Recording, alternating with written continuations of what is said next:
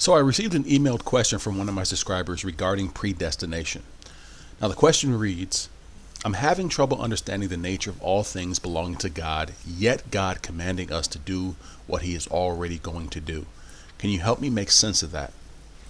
That's a great question.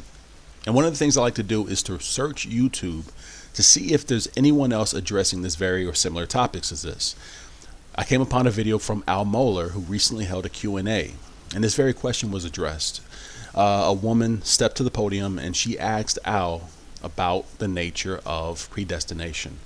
I'm going to play a short clip of the woman asking the question to Al, and then I'll go ahead and give my take after. Dr. Mohler, my name is Grace. I'm Yes. a member of this church. So I once heard saying that even some famous professor would have puzzles about different interpretation of Bible verses. There's a very interesting comment saying that they would believe one perspective on Monday, Wednesday, Friday, and believe another perspective Tuesday, Thursday, Saturday. It's not no offensive to think about that way. Just like I use Romans 8:29 to ask this question because that puzzles me a lot. Okay. It says, "For those who he foreknew, he also predestined to be conformed to the image of his Son, in order that he might be firstborn among many brothers." So my question is, the predestined, is that mean that he's already known? As I heard some saying that they already chosen people that among us. So he's Yes. already chosen. So if he's already chosen those people, then what we're doing right now, will that be in vain? Sweet question. So the basis of that woman's question pretty much revolves around basically the position of predestination in light of Romans 8:29, which reads, "Those that he foreknew, he also predestines to be conformed to the image of his Son, that they might be the first born among many brethren." Now, before I begin, it is imperative that you get this correct in your mind, okay? Men and women that are wrong in this area of predestination typically have severe issues with evangelism, personal prayer, and simply peace, or the lack thereof of peace, okay? So let's go right at it and answer the question straight up. If God predestines everything, why do anything? And the simple answer is because we are commanded to. The New Testament is filled with imperatives. One of the greatest in regards to evangelism is Mark 16:15, in which believers are literally commanded to go forth and spread the word. The first position you must take in the first step of being able to rightly understand predestination is this. This story is not about you, okay? You are not the main character in this story. God is. Now take a minute and let that swirl around your brain for a second. It's important to understand that. It's amazing how many professed believers have issues with predestination. Look, if I'm the CEO of a Fortune 500 company and I choose to make my son the CEO, I would be in right to do so. Okay? How much more so the creator of the universe, the heavens and the earth, having the sovereign right to choose whom he wishes for his glory in heaven, and likewise also choosing whom he wishes for his glory in everlasting hell.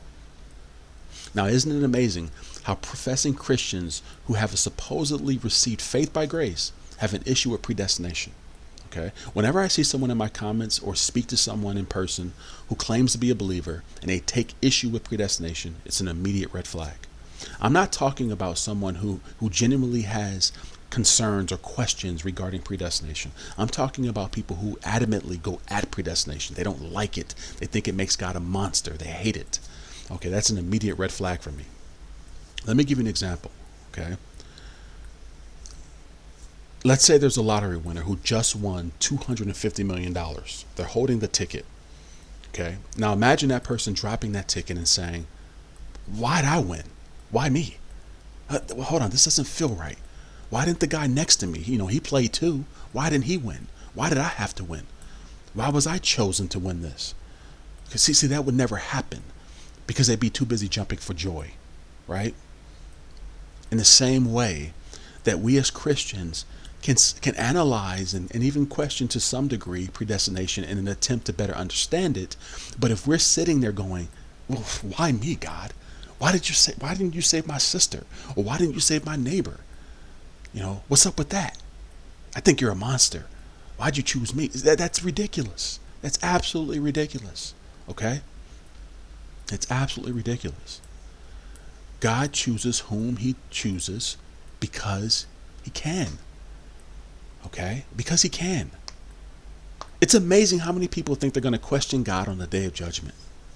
Well, I don't like the way that you did this, and I have a beef with you about this. It's absolutely ridiculous. Okay? He is the creator. You belong to him. Okay? We are all vessels that are used for his glory. This is his story. Isaiah 41:7. I have created you for my glory. I'm sorry, Isaiah 43:7. I have created you for my glory. That's why you exist. And we will glorify God in either heaven or hell. Okay? Both sides, God receives glory. Because he's the one that drew everyone to his son, or drew everyone away from his son. Okay? He receives glory for it all. So to conclude, if God predestines everything, why do anything? Because the God of the heavens and the earth went to the cross of Calvary for wretched sinners and defeated sin and death, thus making him Lord. And this Lord commands his followers. That's why. Okay? So if you take issue with that, it may be because you are lost and do not know him. Repent and believe the gospel.